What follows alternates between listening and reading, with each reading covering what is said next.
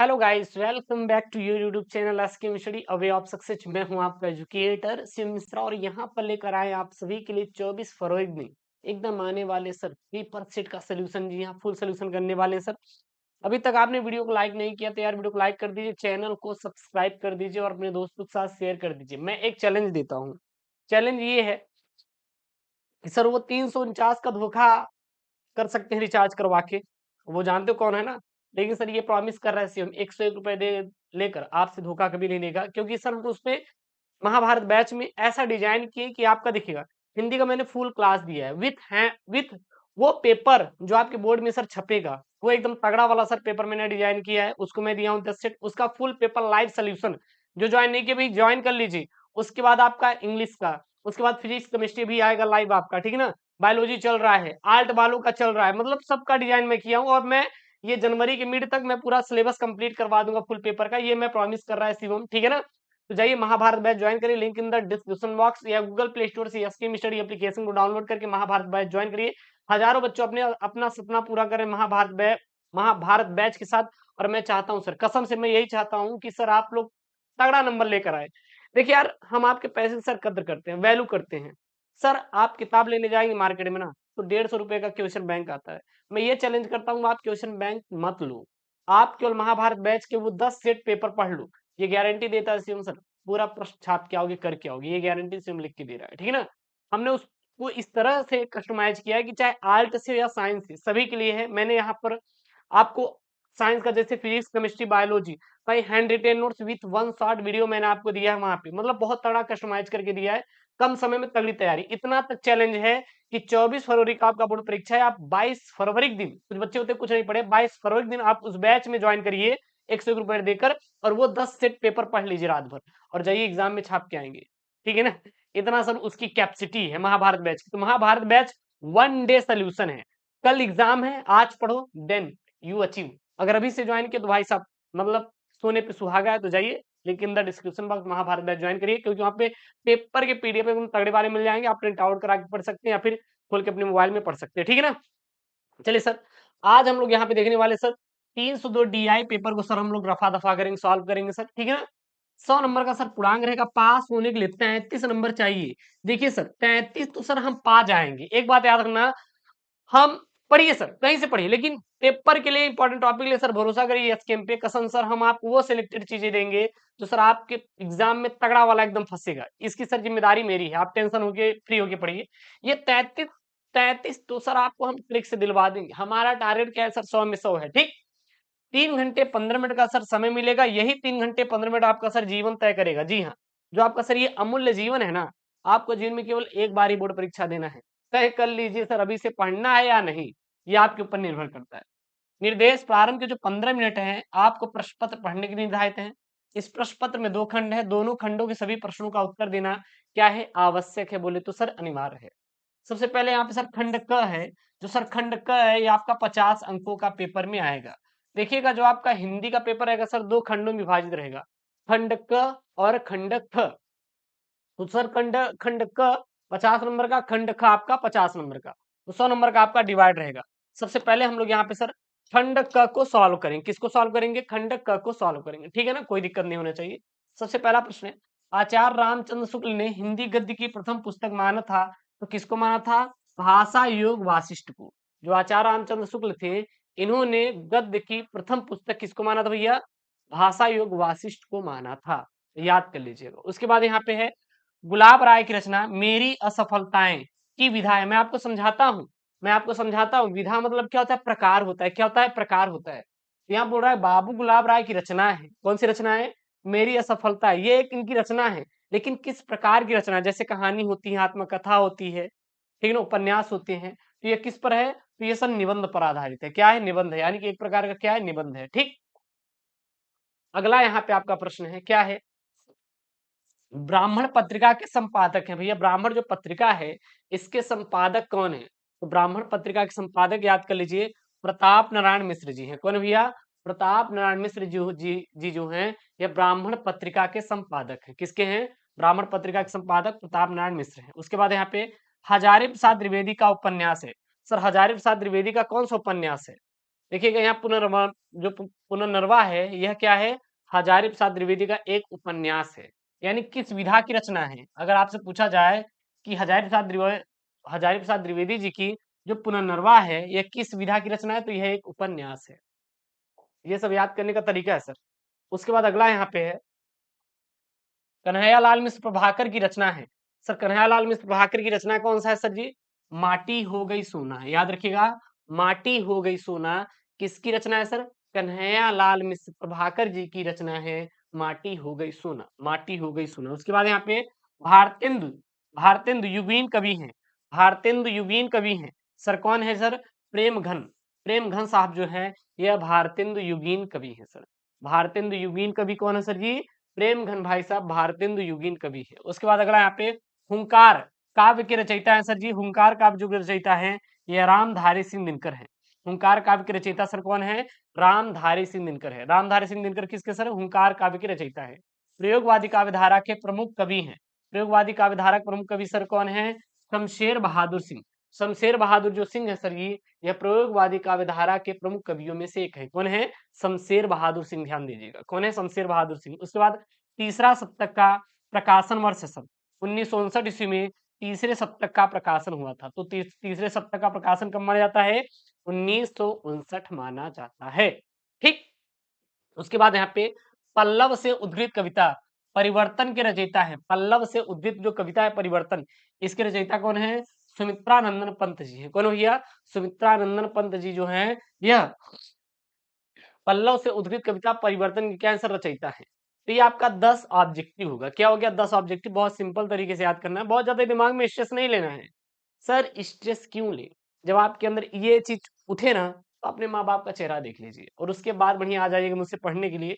हम आपको दे देंगे जो आपके बोर्ड में आएगा। चैलेंज करते हैं सर, आप क्वेश्चन बैंक उठा लीजिए और देख लीजिए सर हर एक क्वेश्चन 2024 बोर्ड परीक्षा में आए हुए हैं।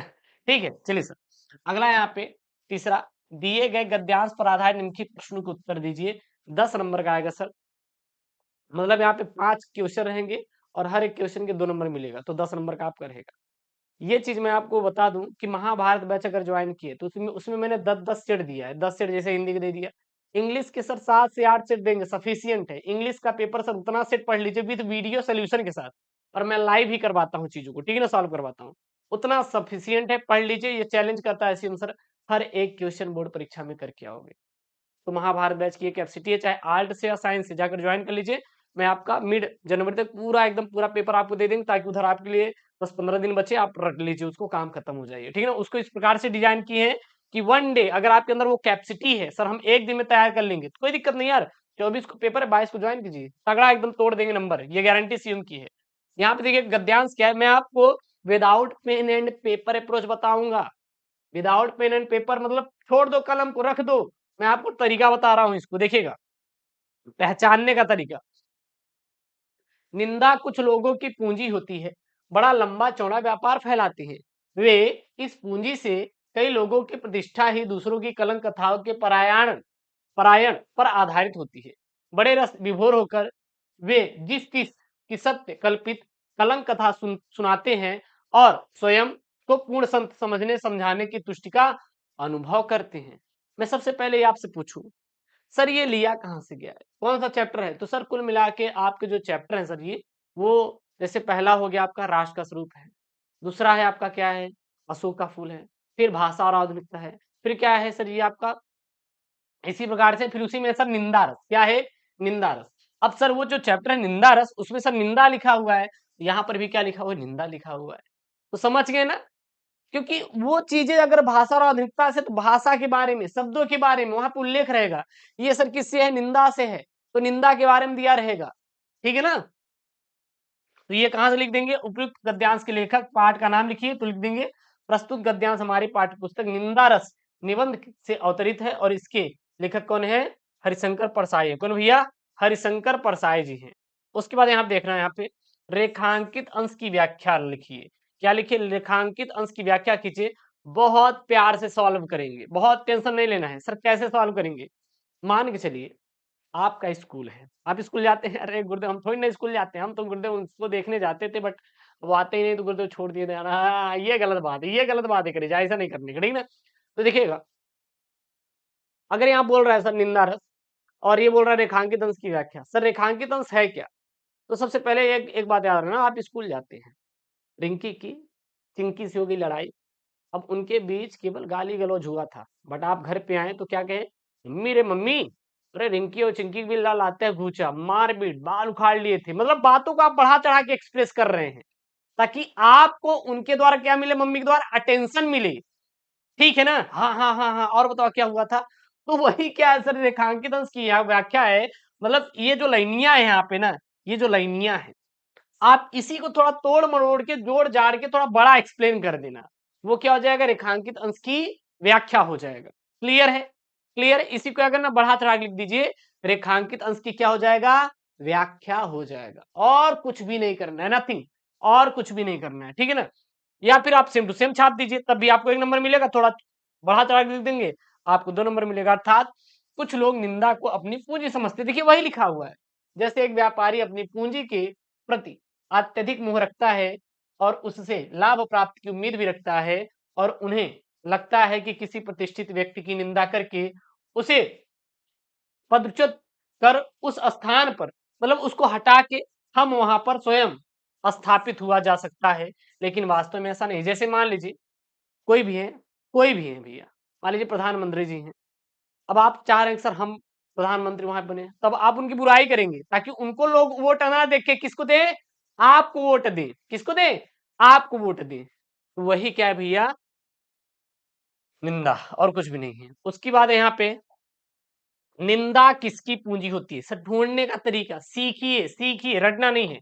निंदा किसकी पूंजी होती है, तो इसके ऊपर चले जाए, देखिए यहाँ पे, निंदा कुछ लोगों की पूंजी होती है। निंदा किसकी पूंजी होती है, निंदा कुछ लोगों की पूंजी होती है। तो यहाँ पे क्या लिख देंगे, यहाँ पे क्या लिख देंगे, यहाँ पे आपको सीधा लिख देना है, निंदा कुछ लोगों की क्या होती है सर, पूंजी होती है। क्या होती है, पैसा होता है। उसके बाद है सत्य कल्पित कलंक कथा का अर्थ बताइए। सत्य कल्पित का अर्थ होता है सत्य की कल्पना। क्या होता है, सत्य कल्पित का मतलब होता है सत्य की कल्पना, और कलंक कथा का जो अर्थ होता है वो क्या होता है, दोषपूर्ण कहानी होता है। कलंक कथा का क्या अर्थ होता है, दोषपूर्ण कहानी होता है, और सत्य की कल्पना का अर्थ क्या होता है, कलंक कथा होता है। उसके बाद यहाँ पे अगला, कुछ लोगों की प्रतिष्ठा का आधार क्या होता है, कुछ लोगों की प्रतिष्ठा का आधार दूसरों के कलंक कथाओं का परायण होता है। क्या होता है, परायण होता है। उसके बाद आपका आएगा पद्यांश, सर कितने नंबर का आएगा सर, 10 नंबर का आएगा। किसके आएगा, 10 नंबर का, बहुत प्यारा है, मैं आपको याद एकदम करवा दूंगा। सबसे पहले है क्या, ध्यान देंगे आप, मेरे प्यारे नव जलस से कंज से नेत्र वाले, जाए न मधुबन से न भेजा संदेशा, मैं रो रो के प्रिय विरह में बावली हो रही हूँ, जाके मेरी सब दुख कथा तुम श्याम को सुला दे। यानी मेरे प्यारे नव जलस से कंज से नेत्र वाले, अर्थात मेरे प्यारे कृष्ण जिनकी आंखें बादल के पानी के समान है, ठीक है ना, वो जब से मधुबन गए, मतलब कि मथुरा गए, वृंदावन छोड़ के, कि वृंदावन गए मथुरा छोड़ के, वही समझ लीजिए, तब से आज तक उन्होंने कोई भी मुझे पत्र नहीं भेजा। मैं रो रो कर विरह बावली हो रही, बावली मतलब मैं रो रो के पगला गई कि भाई साहब वो मुझे कुछ लेटर तो भेज दे, एक मैसेज तो कर दे, एक मैसेज एक कॉल तो कर दे, लेकिन उन्होंने कुछ नहीं किया। जाके मेरी सब दुख कथा तू श्याम को सुना दे, तू जा और मेरी ये जो दुख कथा है वो श्याम को सुना दे कि हाँ देखिए मैं आपसे कितना प्यार करती हूँ, कितना प्रेम करती हूँ, ठीक। उसके बाद यहाँ पे है आपका, सबसे पहला, प्रस्तुत पद्यांश का संदर्भ लिखिए। तो भैया यहाँ पे कृष्ण के बारे में वर्णन किया जा रहा है ना, कौन किसको भेज रहा है, राधा जी पवन को भेज रही हूँ, पवन मतलब वायु को, क्या बनाकर, दूत बनाकर, संदेश को लेकर, यानी दूतिका। तो यहाँ पे लिखेंगे, प्रस्तुत पद्यांश हमारी पाठ्य पुस्तक हिंदी में संकलित अयोध्या सिंह उपाध्याय हरियो द्वारा रचित पवन दूतिका शीर्षक कविता से क्या लिया गया है। फिर ख लिखेंगे, पवन दूतिका द्वारा किसने किसको संदेश भेजा है, पवन दूतिका द्वारा किसको किसने संदेश भेजा है। तो यहाँ पे क्या लिखेंगे, यहाँ पे लिखेंगे पवन दूतिया द्वारा राधा ने कृष्ण को संदेश भेजा है। रेखांकित अंश की व्याख्या कीजिए। रेखांकित अंश की व्याख्या कहां से कहां तक, बस इसी को लिख देंगे, मेरे प्यारे नव जल से कंज से नेत्र वाले, यानी जो मेरे प्यारे कृष्ण जी हैं उनके जो नेत्र हैं वो बादल के समान है, जल से भरे हुए बादल के क्या है, समान है। अर्थात यहाँ पे आप लिख देंगे, क्या लिख देंगे यहाँ पे कि पवन से अपनी विरह व्यथा बताते हुए राधा कहती हैं कि नवीन बादल से शोभायमान एवं कमल समान सुंदर नेत्रों वाले मेरे प्रीतम कृष्ण हैं। उसके बाद यहाँ पे है आपका प्रस्तुत पद्यांश में श्री कृष्ण के सौंदर्य का कैसा वर्णन है, वही है भैया। प्रस्तुत पद्यांश में श्री कृष्ण के सौंदर्य का वर्णन नवीन बादल के शोभायमान एवं कमल के समान सुंदर नेत्र वालों के समान बताया गया है, बस यही है। उसके बाद यहाँ पे है आपका कि प्रस्तुत पद्यांश में प्रयुक्त रस और अस्थाई भाव लिखिए। तो भैया रस कौन सा है, इसमें रो रही हैं, कौन रो रहा है, राधा जी रो रही, किसकी विरह में, भैया कृष्ण के जाने पर। तो क्या हो रहा है, वियोग हो रहा है, क्या हो रहा है, वियोग हो रहा है। यानी कि श्रृंगार रस दो होते हैं, श्रृंगार रस दो होते हैं। एक क्या होता है श्रृंगार रस, जिसमें क्या होता है कि दो आपस में मिलन होता है, और एक में क्या होता है वियोग होता है, दूर जाते हैं, ठीक है ना।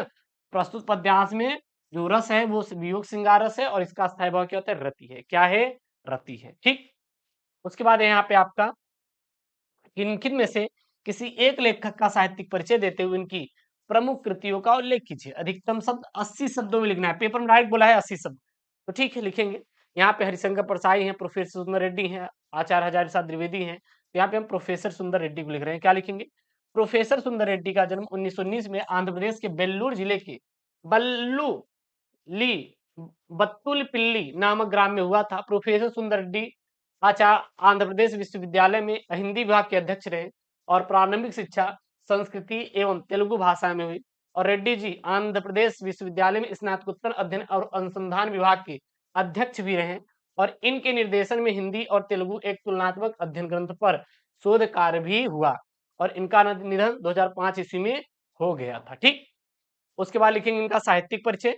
सर साहित्यिक परिचय में क्या लिखेंगे, हिंदी प्रदेश के निवासी होते हुए भी प्रोफेसर सुंदर रेड्डी ने हिंदी भाषा पर अच्छा अधिकार प्राप्त किया।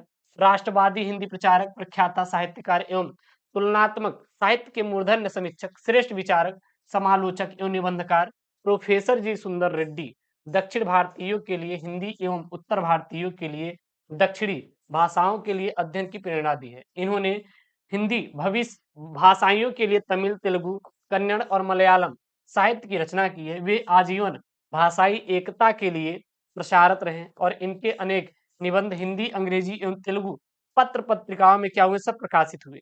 हिंदी भाषी न होते हुए भी रेड्डी जी ने हिंदी को अपनी रचनाओं के रूप में जो अमूल्य निधि सौंपी है, उनके लिए हिंदी साहित्य सदैव इनका क्या रहेगा, ऋणी रहेगा, ठीक है ना। उसके बाद इनकी प्रमुख कृतियां लिखेंगे, कौन कौन सी नोट कर लीजिए। जैसे कि यहाँ पे साहित्य और समाज, मेरे विचार, दक्षिण की भाषा और उनका साहित्य, हिंदी और तेलुगु एक तुलनात्मक अध्ययन, वैचारिकी शोध और बोध, लैंग्वेज प्रॉब्लम इन इंडिया संपादित अंग्रेजी ग्रंथ है, वेलुगु दारुल जो कि एक तेलुगु में है, लिखा गया है। उसके बाद यहाँ पे सर कौन है, कवि है।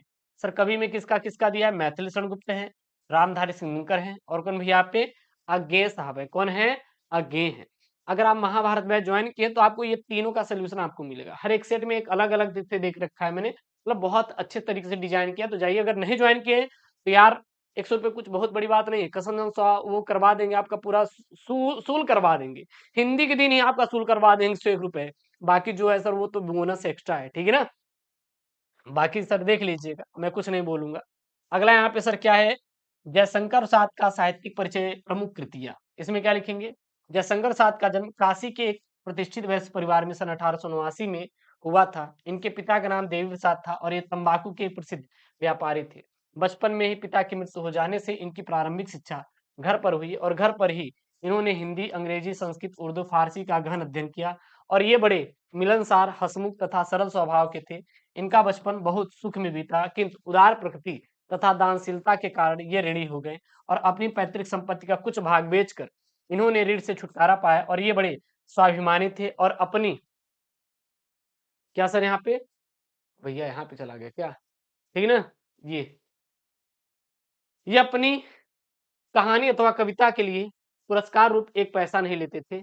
यद्यपि इनका जीवन बड़ा नपातुला और संयमशील था, किंतु दुखों के निरंतर आघातों से ये बच ना सके, और सन 1937 ईस्वी में अल्प अवस्था में ही क्षय रोग से ग्रस्त होकर स्वर्ग सिधार गए, मतलब इनकी मृत्यु हो गई। जयशंकर प्रसाद यहाँ पे लिखेंगे आगे, जयशंकर प्रसाद छायावाद के प्रवर्तक, उन्नायक एवं प्रतिनिधि कवि होने के साथ साथ युग प्रवर्तक, नाटककार, कथाकार तथा उपन्यासकार भी थे। विशुद्ध मानवतावादी दृष्टिकोण वाले प्रसाद जी ने अपने काव्य में आध्यात्मिक आनंदवाद की प्रतिष्ठा की है, प्रेम और सौंदर्य इनके काव्य के प्रमुख विषय रहे, किंतु मानवीय संवेदना उनकी कविता का क्या प्राण है। इनकी प्रमुख कृतियां कामायनी, आंसू, लहर और क्या है सर, झरना है। उसके बाद अलग अलग पॉइंट में है, जैसे सर इनका है कहानी कौन कौन सी, आकाशदीप, इंद्रजाल, प्रतिध्वनि और आंधी, उपन्यास कंकाल, तितली, इरावती, जो कि क्या है अपूर्ण है। उसके बाद सर इनका यहाँ पे अगला आएगा आपके पेपर में, क्या आएगा, पंचलाइट कहानी का उद्देश्य पर प्रकाश डालिए, अधिकतम शब्द 80 शब्दों में, अथवा बहादुर कथा कहानी का कथा वस्तु का सार लिखिए, अधिकतम शब्द 80 शब्दों में। तो भैया 80 शब्दों में देना है, तो यहाँ पे उद्देश्य लिखना है, तो उद्देश्य को बहुत बड़ा नहीं लिखना है, जितना है उतना ही लिखना है, आपको नंबर मिलेगा, परेशान मत हो, ये नहीं कि छापना है। पंचलाइट कहानी का उद्देश्य लिखेंगे, क्या लिखेंगे, कहानी का उद्देश्य ग्रामीण समाज की अशिक्षा, अज्ञानता, अंधविश्वास, रूढ़िग्रस्तता एवं आदि का चित्र पाठकों के समक्ष प्रस्तुत करना है। कहानीकार ने ग्रामांचल के खोखले अंधविश्वासों और रूढ़ियों की बखिया उधेड़ कर पाठकों के समक्ष रख दिया है। ठीक, बस। उसके बाद यहाँ पे सर क्या है, स्वपठित खंड काव्य, तो ये आपको अपने अनुसार करना है। मैं कुछ दिनों बाद लाइव क्लासेस ले आ रहा हूँ आपके लिए, डिजाइन किया हूँ, तो हम लोग लाइव पूरा सॉल्व करेंगे, उसको लेकर बहुत टेंशन फ्री रहिएगा, जिसमें आपको हम सभी करवा देंगे। त्यागपति यहाँ पे, ठीक, फिर कौन है भैया यहाँ पे आपके मुक्ति यज्ञ हैं, आलोक वृत्त है, श्रवण कुमार है, सत्य की जीत है, रश्मि रथी है, ये आपको सब मिल जाएगा। अच्छा, महाभारत बैच ली है तो उसमें आपको पूरा पीडीएफ के रूप में मैं दे दूंगा, आप परेशान मत होइए, वहां पे आप खंड काव्य अपने अनुसार कर लेंगे। ठीक, चलिए सर अगला क्या है यहाँ पे, खंड ख है सर, 50 अंकों का सर आपके पेपर में आएगा। सर कितने नंबर का आएगा सर, 50 नंबर का आएगा, कोई दिक्कत नहीं। सबसे पहला यहाँ पे है 8 का कर, निम्नलिखित संस्कृत गद्यांशों में से किसी एक का संदर्भ सहित हिंदी में अनुवाद कीजिए। देखिएगा, मुझे सर संस्कृत का ना लेके बहुत बड़ा ज्ञाता नहीं हूँ। अगर आपको लग रहा है सर हिंदी की बहुत बड़ी ज्ञाता है, सर नहीं, मैं अपनी कमियों को सर एक्सेप्ट कर लेता हूँ। मेरे अंदर हाँ कमी है कि मुझे संस्कृत इतनी अच्छे से नहीं आती, लेकिन ऐसा मैं आपको बता दूंगा तरीका कि 7 में से गद्यांश चाहे पद्यांश 14 नंबर का आएगा सर, आपका 7 नंबर फिक्स करा देंगे फ्री में। सर कैसे, सबसे पहले देखिएगा यहाँ पे, अब इतना तो आपके पास दिमाग रहेगा कि किस चैप्टर से लिया गया है, बस। तो संस्कृत से साहित्य साहित्यम सरसम से लेकर कहां तक भैया, न्यायंत्र, हाँ, त्रासदी तक है। सबसे पहले संदर्भ, तो संदर्भ में कुछ नहीं करना भैया, सब कुछ सेम टू सेम लिखना है। प्रस्तुत अवतरण हमारी पाठ्य पुस्तक संस्कृत दिनदर्शिका के, अब देखिए, अब कैसे जान गए संस्कृत भाषा महत्तम से लिया गया है, क्योंकि संस्कृत शब्द आया हुआ है। क्या शब्द आया हुआ है, संस्कृत शब्द अगर कहीं पे दिखाई दे, भाषा शब्द दिखाई दे रहा है, हाँ, व्याकरण शब्द दिखाई दे रहा है, तो कहां से लिया गया भैया, संस्कृत भाषा महत्तम नामक पाठ से लिया गया है। काम खत्म, इतना आप छाप देंगे और आपको कुछ भी नहीं करने की जरूरत है। उसके बाद इसका आप अनुवाद लिख दीजिए, काम खत्म, ठीक ना, तो हो गया। उसके बाद आपका एक श्लोक आएगा, श्लोक में भी सेम टू सेम करना है। देखिए यहाँ पे निम्नलिखित संस्कृत श्लोकों में से एक का संदर्भ से हिंदी अनुवाद कीजिए। चाहे श्लोक हो चाहे आपका गद्यांश हो, दोनों में संदर्भ सेम टू सेम है, बस बदलना कहाँ पे, यहाँ पे श्लोक हो गया, वहां पे क्या था, संस्कृत का पद्यांश था, और यहाँ पे सुभाष रत्नानी हो गया, वहां पे पूरा वो था, बाकी सेम टू सेम है, आप देख लीजिए। तो भाई सेम टू सेम लिखना है, तो इसको लेके बहुत ज्यादा परेशान मत होइए, स्क्रीनशॉट कर लीजिए, दोनों में आपको दे दिया हूँ, ठीक है ना, इसको आप अपने से कर लीजिएगा। अच्छा, पीडीएफ वूडीएफ के लिए टेलीग्राम चैनल एसके स्टडी जरूर ज्वाइन कर लीजिए। पीडीएफ वूडीएफ आपको टेलीग्राम चैनल एसके स्टडी मिलता रहता है, तो ज्वाइन करें टेलीग्राम चैनल को। अगला यहाँ पे निम्नलिखित लोकोक्तियों और मुहावरे में से किसी एक का अर्थ लिखकर वाक्य प्रयोग कीजिए। का वर्षा जब कृषि सुखाने, अध जल गगरी छलकत जाए, आग बबूला होना, आसमान टूट पड़ना। तो सबसे पहला यहाँ पे क्या है सर जी, क्या है यहाँ पे, का वर्षा जब कृषि सुखाने, का वर्षा जब कृषि सुखाने, अर्थात इसका अर्थ क्या हो जाएगा, जब आवश्यकता की वस्तु या सहायता समय पर न मिले और बेकार हो जाए। अर्थात वाक्य प्रयोग, परीक्षा समाप्त होने के बाद किताबें भेजने का क्या लाभ, यह तो वही हो गई बात कि का वर्षा जब कृषि सुखाने वाली बात होगी। उसके बाद अधगल गगरी छलकत जाए, अर्थात क्या हो जाएगा यहाँ पे, अल्प ज्ञान या अनुभव, अल्प अनुभव मतलब थोड़ा अनुभव रखने वाला व्यक्ति अधिक दिखावा करता है। तो इसमें लिखेंगे आप लोग, रमन को थोड़ा सा क्या पता चला कि वह हर किसी को उपदेश देने लगा, यह तो अधजल गगरी छलकत जाए वाली बात है। आग बबूला होना अर्थात अत्यधिक क्रोधित हो जाना। वाक प्रयोग, अपने बच्चे की शरारत सुनकर पिता क्या हो गया, आग बबूला हो गया। क्या हो गया सर, आग बबूला हो गया। उसके बाद यहाँ पे सर ये अगला वाला यहाँ पे क्या है, आसमान टूट पड़ना अर्थात अचानक बड़ा संकट आ जाना। वाक प्रयोग, घर का मुखिया बीमार पड़ गया तो मानो पूरे परिवार पर क्या हो गया, आसमान आ गया, आसमान टूट पड़ा मतलब विपत्ति आ गई। ठीक, उसके बाद यहाँ पे 10वां वाला है, अपठित गद्यांश पर आधारित निम्नलिखित प्रश्नों का क्या दीजिए सर, उत्तर दीजिए। इसको मैं आपको बहुत सिंपल तरीके से आपको करना सिखा दे रहा हूँ, without pen and paper approach, कुछ नहीं करना। सर क्या करना है? सबसे पहले पढ़ना है। आज से कई वर्ष पहले गुरुदेव के मन में आया था कि शांति निकेतन को छोड़कर कहीं अन्यत्र जाए, और स्वास्थ्य बहुत अच्छा नहीं था। शायद इसीलिए, यह पता नहीं क्यों, तो मैं पाया कि वे शांति निकेतन के पुराने तिमंजिले मकान में रहे। ये तो शायद मौज में आकर यह निर्णय लिया हो। वे सबसे ऊपर के तल्ले में रहने लगे, और उन दिनों ऊपर तक पहुंचने के लिए लोहे की चक्करदार सीढ़ियां थी, और वृद्ध और क्षीण क्षीण वह रविंद्र के लिए, ठीक ना, उस पर चढ़ सकना असंभव था। फिर भी बड़ी कठिनाई से उन्हें वहां तक ले जा सका। अब सबसे पहला गुरुदेव शब्द किसके लिए यूज किया गया था? देखिए, आज भी गुरुदेव, पहले गुरुदेव शब्द किसके लिए यूज किया भैया? रविंद्रनाथ टैगोर जी के लिए। तो यहाँ पे लिखेंगे गुरुदेव शब्द प्रयोग रविंद्रनाथ ठाकुर या रविंद्रनाथ टैगोर जी के लिए किया गया। उसके बाद देखिएगा यहाँ पे क्या है, गुरुदेव ने शांति निकेतन छोड़कर कहीं और रहने का मन क्यों बनाया? क्योंकि भैया वो बूढ़े हो चुके थे। देखिए, गुरुदेव के मन में आया शांति निकेतन छोड़कर अन्यत्र चला जाए, कहीं और चला जाए। क्यों? क्योंकि स्वास्थ्य बहुत अच्छा नहीं था। ठीक। उसके बाद यहाँ पे है अगला प्रश्न, क्या है, उनके समीप तक पहुंचने में क्या कठिनाइयां थी? उनके समीप तक पहुंचने में कठिनाइयां थी क्योंकि वे श्री श्रीनिकेतन के पुराने त्रिमंजिले मकान में सबसे ऊपर के तल्ले में रहते थे, और वहां तक पहुंचने के लिए लोहे की चक्करदार सीढ़ियां थी, जिन पर वृद्ध और कमजोर शरीर वाले रविंद्र ठाकुर का चढ़ना क्या था, बहुत ही क्या था सर, मुश्किल था। ठीक।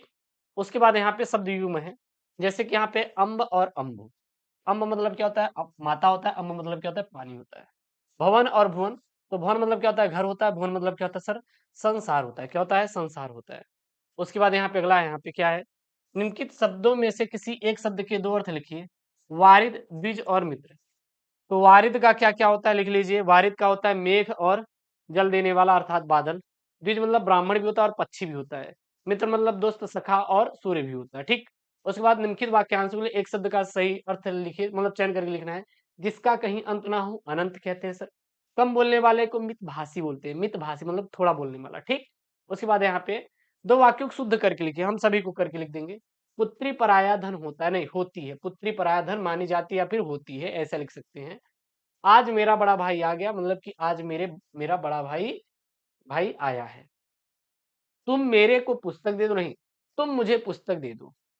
मैं इस लड़के को पढ़ाया हूं, यानी मैं इस लड़के को पढ़ाया है, बस। उसके बाद रसछंद अलंकार आएगा सर, दो दो नंबर का है, बहुत प्यारा है। करुण रस, शांत रस का लक्षण बताते हुए उनका एक उदाहरण दीजिए। लक्षण मतलब परिभाषा। तो देखिएगा, करुण रस का लक्षण यानी करुण रस की परिभाषा क्या हो जाता है? जब किसी व्यक्ति का या पात्र की दुखद अवस्था, वियोग, मृत्यु या जीवन की कठिनाइयों को देखकर श्रोता या पाठक के मन में करुण दया या शोक उत्पन्न होता है, तो वहां पे कौन होता है? करुण रस होता है। करुण रस का स्थायी भाव क्या होता है सर? शोक होता है। उदाहरण के लिए, अब तो रह न जाता है कोई आसरा नहीं, करुण क्रंदन से भरा, दुख से जग सारा कहीं। ठीक। उसके बाद अलंकार है, यहाँ पे क्या है, श्लेष अलंकार अथवा उत्प्रेक्षा अलंकार का लक्षण सहित एक उदाहरण लिखिए। सर श्लेष अलंकार क्या होता है, इसका परिभाषा बोलिए या लक्षण बोलिए। जब एक ही शब्द या वाक्य के एक से अधिक अर्थ हों, और उन अर्थों से अलग अलग संदर्भ या भाव प्रकट हो, तो वहां पर श्लेष अलंकार होता है। कौन सा अलंकार होता है सर? श्लेष अलंकार होता है। उदाहरण के लिए, सारा गांव उनकी बातों का दीवाना था। यानी कि यहाँ जो दीवाना का अर्थ क्या होता है? प्रेम में पागल भी और उनकी बातों पर मोहित भी। ठीक। चौपाई अथवा दोहा, छंद का लक्षण सहित उदाहरण लिखिए। तो दोहे का देख लीजिए भैया, ठीक है ना। तो दोहा चार चरणों का एक छंद है। इसके पहले और तीसरे चरण में 13-13 मात्राएं, दूसरे और चौथे चरण में 11-11 मात्राएं होती हैं। उदाहरण के लिए, मन का हार जीते जाए सब प्रकार तन का हार, जो मन का जीत न सका सो हार गया संसार। उसके बाद है यहाँ पे आपका भैया निबंध लेखन। क्या है सर? निबंध लेखन है। बहुत प्यारा सा निबंध लेखन है, हम आपको करना सिखा देंगे, परेशान मत होइए। छात्रावास की जीवन शैली विषय पर अपने मित्र को एक पत्र लिखिए, अथवा विद्यालय में खेलकूद सामग्री की ओर ध्यान दिलाते हुए प्रधानाचार्य जी को एक प्रार्थना पत्र लिखिए। सबसे पहले क्या लिखेंगे पता है? सेवा में, प्रिय प्रधानाचार्य, अपने कॉलेज का नाम उत्तर प्रदेश, फिर विषय विद्यालय में खेल कूद की सामग्री पर, क्योंकि वो बोला है विद्यालय में खेल कूद की सामग्री पर एक प्रार्थना पत्र लिखे, तो वही लिख दीजिए। उसके बाद यहाँ लिखेंगे आदरणीय प्रधानाचार्य महोदय, आदरणीय प्रधानाचार्य महोदय, सेवा में सविनय निवेदन है कि मैं कक्षा 10वीं का छात्र हूँ और हमारे स्कूल में खेल-कूद के लिए क्रिकेट, फुटबॉल, अन्य जैसे सामग्रियों की कमी है और बच्चों के मन में उत्सुकता होती है कि हम खेलों में अपनी रुचि बनाएँ और आगे बढ़े जीवन में, ठीक है ना? और इससे हमारा व्यायाम भी होता रहता है और हम हमारा मन भी संतुलित रहेगा ताकि अ, हमारा स्वास्थ्य अच्छा रहे। तो ऐसे-ऐसे आप अपना भर सकते हैं सब कुछ फॉर्मेट बना-बना के फिर लास्ट में लिख देना आपसे आग्रह करता हूँ कि आप इस प्रार्थना पर विचार करने की महान कृपा करें। एग्ज़ामिनर क्या देखता है पता है? ये शुरू का देखता है, विषय देखता है और शुरू का ये लाइन देखता है, लास्ट में ये लाइन देखता है, काम खत्म। यहाँ पे बहुत ही बस अपना नाम नहीं लिखिएगा, काम खत्म। इतना ही लिखना है और कुछ नहीं करना है। आपका सर 6 नंबर आपके पास होगा। ठीक है ना? बस यही मुस्कान आपके अंदर होनी चाहिए और कुछ नहीं चाहिए। और अभी तक महाभारत बैच नहीं किया जॉइन, तो जाइए महाभारत बैच जॉइन करिए। हमारे साथ लाइव 9 बजे पढ़िएगा आज। जुड़ेंगे ना? हाँ सर, जुड़ेंगे महाभारत बैच लाइव में। कहाँ पर सर? गूगल प्ले स्टोर से एसकेमिस्ट्री एप्लीकेशन डाउनलोड करना है और जॉइन करिए महाभारत बैच को। अगला आप यहाँ पे निम्नलिखित विषयों में से किसी एक पर अपनी भाषा शैली में निबंध लिखिए। भारत में कृषि क्रांति, भारतीय लोकतंत्र का भविष्य, विज्ञान वरदान या अभिशाप, विद्यार्थी जीवन में अनुशासन का महत्व, मेरा प्रिय कवि और लेखक। ठीक, तो यहाँ पे लिखेंगे हम लोग किस पर सर ये, यहाँ पे करने वाले हैं भारतीय लोकतंत्र का भविष्य, एक विस्तृत विश्लेषण पे करेंगे। क्या लिखेंगे इसमें? भारत विश्व का सबसे बड़ा लोकतंत्र अपने अस्तित्व के साथ दशकों से अधिक समय में कई उतार चढ़ाव देख चुका है। आज जब हम 21वीं सदी के मध्य में खड़े हैं, यह प्रश्न स्वाभाविक है कि भारतीय लोकतंत्र का भविष्य क्या है? क्या यह मजबूत होता रहेगा या फिर इसमें चुनौतियां बढ़ेंगी? इस निबंध में हम भारतीय लोकतंत्र के भविष्य के संभावित परिदृश्यों के अब विस्तृत वर्णन करेंगे। भारतीय लोकतंत्र की ताकतें क्या-क्या है इसमें लिख सकते हैं, जैसे कि लोकतांत्रिक मूल्यों का गहरा विश्वास अर्थात भारतीय जनता में लोकतंत्र के मूल्यों में गहरा विश्वास है। यह हमारी संस्कृति और अभिन्न अंग बन चुका है। विविधता में एकता अर्थात भारत की विविधता ही इसकी ताकत है और विभिन्न धर्मों, जातियों, भाषाओं और संस्कृतियों के लोग एक साथ रहते हैं और लोकतंत्र इस विविधता को जोड़े रखने का क्या है एकमात्र तरीका है। उसके बाद लिखेंगे यहाँ पे सशक्त नागरिक समाज अर्थात भारत में जो एक सशक्त नागरिक समाज है जो लोकतंत्र की रक्षा के लिए हमेशा तत्पर रहता है। लचीला संविधान हमारा संविधान समय-समय के साथ बदलने की क्षमता रखता है और यह हमारी बदलती हुई आवश्यकताओं के अनुसार खुद को ढाल सकता है। उसके बाद भारतीय लोकतंत्र की सामने क्या-क्या चुनौतियाँ हैं यहाँ पे लिख सकते हैं जैसे असमानता है, भ्रष्टाचार है, धार्मिक कट्टरता है। तो भारत में अभी भी सामाजिक और आर्थिक असमानता व्याप्त है और यह लोकतंत्र के लिए एक बड़ी चुनौती है। भ्रष्टाचार है, भ्रष्टाचार लोकतंत्र के लिए एक कैंसर की तरह है और यह लोगों के विश्वास को कमजोर करता है और विकास में को क्या करता है बाधित करता है। धार्मिक कट्टरता लोकतांत्रिक मूल्यों के लिए एक खतरा है और यह सामाजिक सद्भाव को बिगाड़ सकती है। अगला यहाँ पे जातिवाद, जातिवाद में क्या लिखेंगे? जातिवाद भारत को एक गहरी समस्या है और यह सामाजिक न्याय के रास्ते में एक बड़ी बाधा है। विदेशी हस्तक्षेप अर्थात विदेशी ताकतें कभी-कभी भारतीय लोकतंत्र में हस्तक्षेप करने की कोशिश करती हैं। भारतीय लोकतंत्र का भविष्य, इसमें क्या लिखेंगे? यहाँ पे लिखेंगे भारतीय लोकतंत्र का भविष्य उज्जवल है लेकिन इसके लिए हमें कुछ कदम उठाने होंगे जैसे शिक्षा पर, भ्रष्टाचार निरोधक उपाय इत्यादि को लेके, ठीक ना? उसके बाद यहाँ पे हेडिंग बना के लिख सकते हैं समावेशी विकास, समाज में सद्भाव, फिर लोकतांत्रिक संस्थाओं को मजबूती बनाना। उसके बाद लास्ट में लिख लिख देंगे, निष्कर्ष लिख देंगे, काम खत्म। कि भारतीय लोकतंत्र एक लंबा सफर तय कर चुका है और इसमें कई उतार-चढ़ाव आए हैं। लेकिन भारतीय जनता ने हमेशा लोकतंत्र के मूल्यों को बचाए रखा है। अगर हम मिलकर काम करेंगे तो भारतीय लोकतंत्र को क्या रहेगा सर? मजबूत रहेगा। तो ये रहा आपके क्लास 12th हिंदी का एकदम जो अब इस फरवरी वाला एकदम तगड़ा वाला पेपर सर ये। और महाभारत बैच जॉइन कर लेंगे तो वहाँ पे सर पेपर के पीडीएफ 10 सेट और उनका फुल सॉल्यूशन एकदम मिल जाएगा। तो जाइए महाभारत बैच जॉइन करिए, link in the description box और चैनल को सब्सक्राइब कर लीजिएगा। पीडीएफ के लिए टेलीग्राम चैनल एसके मिस्टडी जरूर जॉइन करिए। ओके दोस्तों, थैंक यू, जय हिंद, टेक केयर, बाय बाय।